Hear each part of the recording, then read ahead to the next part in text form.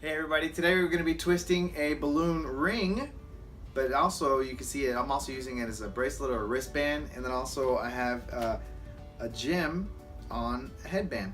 Pretty easy to do. So the balloons I'm going to use today, it just uses two balloons, both 260s, no marker today, which is really cool. And then the other thing you could do that makes this really cool is you could put those blinking LED lights inside of this, and it'll definitely bring the value up for this design. So it's just another way for you to use your little LED lights if you got them. It'll be very interesting to see one of you guys do that, especially with the headband. It'll look really cool also if you don't already do that. So I gotta order some actually so I can do it as well. But there it is right there. Anyway, let's go over the design. Like I said, each of these uses two balloons, and so I'm using today I'm gonna make this pretty blue. I think it's Caribbean blue. Over to the side there. There we go.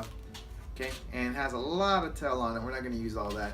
And this guy I've actually blown up almost to the very end there, and then I give it a nice stretch. Okay, so that's very important. If you don't stretch your balloon, this is a time where you would want to do that. So anyway, with my tutorials, what I always do is I bring the sound down, and then I'll twist with voiceover. Okay, that way, excuse me, we can minimize our squeaking, and then hopefully when I do that, also don't go too fast or too slow. So cool thing about this also is you can definitely upsize it to do 350s, and it looks cool too.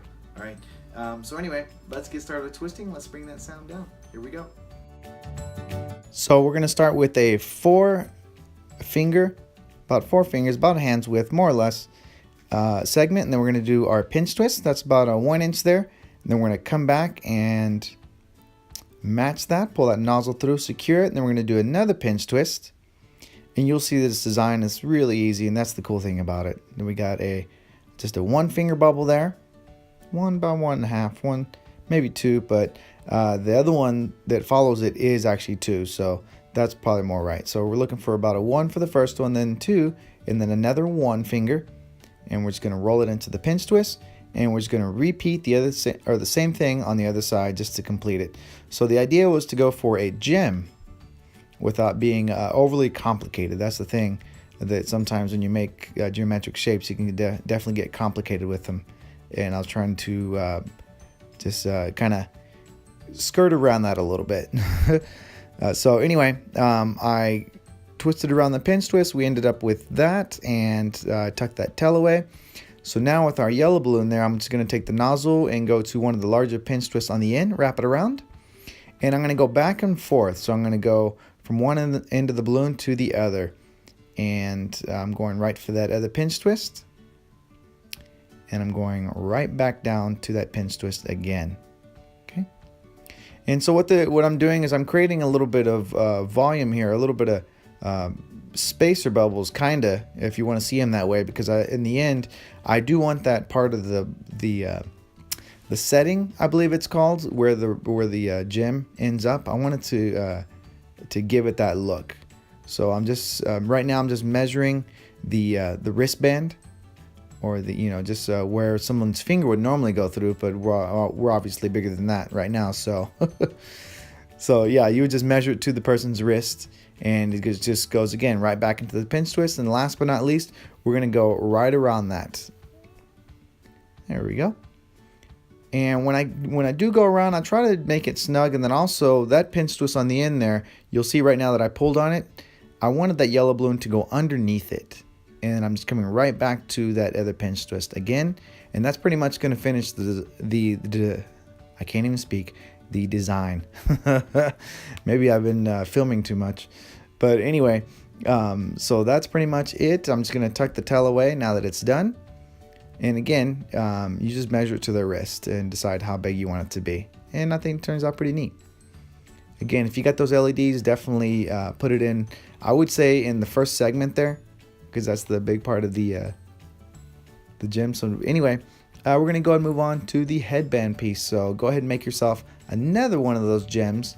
I have one already done right here, so if you need to, pause the video and make yourself one and continue.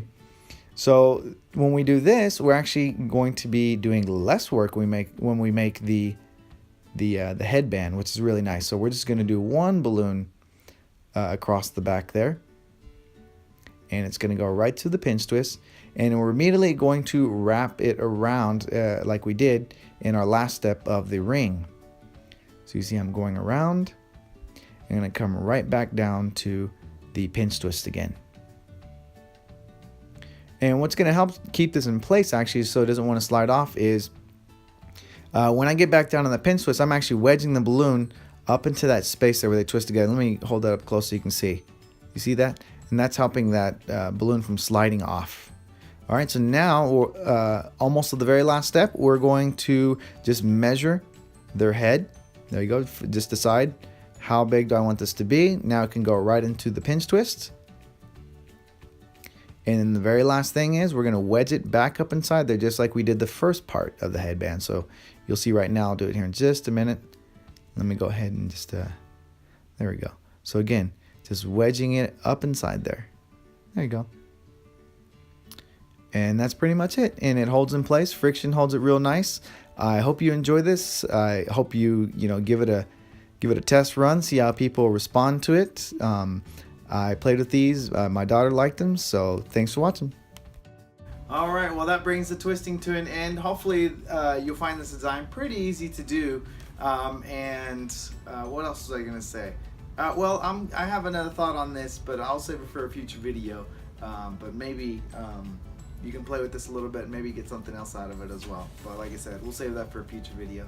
As always, I thank you very much for watching the video. Please rate it if you like it, great. If you don't like it, give it a thumbs down. It's okay, it's no big deal.